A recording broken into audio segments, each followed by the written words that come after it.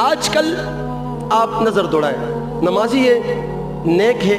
پرہیزگار ہے، ایک دن بے نمازی کے ساتھ بیٹھے گا 1 رکعت چلی جائے گی، دوسرا دن بے نمازی کے ساتھ بیٹھے گا 2 رکعتیں چلی جائے گی، ایک ہفتہ بے نمازی لوگوں کے ساتھ بیٹھے گا نا، کیونکہ جب اذان کا وقت ہوگا یہ 10 بیٹھے ہوئے ہیں، یہ ایک نمازی بیٹھا ہوا ہے، اور دنیا کا ضابطہ ہے، دنیا کا قانون ہے۔ مجھے کسی ایک نے کہا، مولانا صاحب آپ کہتے ہو کہ برے لوگوں کے ساتھ بیٹھو گے برا اثر لے لو گے، تو یہ بندہ نیک ہے، یہ 10 بندے یا ایک بندہ اس کا اثر کیوں نہیں لیتا؟